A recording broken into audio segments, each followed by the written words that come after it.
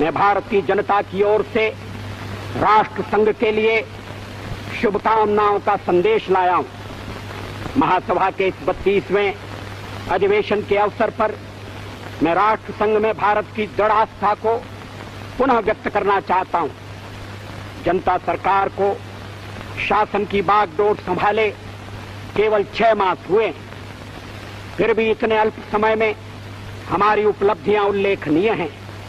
भारत में मूलभूत मानव अधिकार पुनः प्रतिष्ठित हो गए। जिस भय और आतंक के वातावरण ने हमारे लोगों को घेर लिया था वह दूर हो गया है। ऐसे संवैधानिक कदम उठाए जा रहे हैं जिनसे यह सुनिश्चित हो जाए कि लोकतंत्र और बुनियादी आजादी का अब फिर कभी हनन नहीं होगा।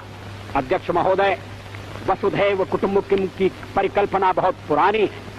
भारत में सदा से हमारा इस धारणा में विश्वास रहा है कि सारा संसार एक परिवार है। अनेकानेक प्रयत्नों और कष्टों के बाद संयुक्त राष्ट्र के रूप में इस स्वप्न के अब साकार होने की संभावना है। यहां मैं राष्ट्रों की सत्ता और महत्ता के बारे में नहीं सोच रहा हूं। आम आदमी की प्रतिष्ठा और प्रगति मेरे लिए कहीं अधिक महत्व रखती है। अंततः हमारी सफलताएं और असफलताएं केवल एक ही मापदंड से नापी जानी चाहिए कि क्या हम पूरे मानव समाज, वस्तुतः हर नर, नारी और बालक के लिए न्याय और गरिमा की आश्वस्ति देने में प्रयत्नशील हैं। अफ्रीका में चुनौती स्पष्ट है। प्रश्न यह है कि किसी जनता को स्वतंत्रता और सम्मान के साथ रहने का अनपरणीय अधिकार है या रंगभेद में विश्वास रखने वाला अल्पमत किसी विशाल बहुमत पर हमेशा न्याय और दमन करता रहेगा। निस्संदेह रंगभेद के सभी रूपों का जड़ से उन्मूलन होना चाहिए।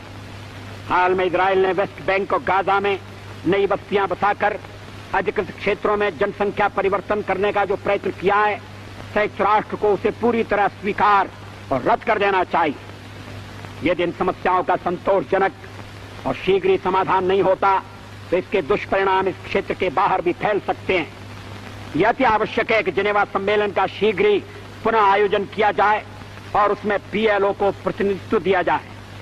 अध्यक्ष महोदय, भारत सब देशों से मैत्री चाहता है और किसी पर प्रभुत्व स्थापित करना नहीं चाहता। भारत न तो आणविक शस्त्र शक्ति है और न बनना ही चाहता है। नई सरकार ने अपने असंदिग्ध शब्दों में इस बात की पुनर्घोषणा की है। हमारी कार्यसूची का एक सर्वस्पर्शी विषय जो आगामी अनेक वर्षों और दशकों में बना रहेगा वह है मानव का भविष्य। मैं भारत की ओर से इस महासभा को आश्वासन देना चाहता हूं कि हम एक विश्व के आदर्शों की प्राप्ति और मानव के कल्याण तथा उसके गौरव के लिए त्याग और बलिदान की बेला में कभी पीछे नहीं रहेंगे। जय जगत। धन्यवाद।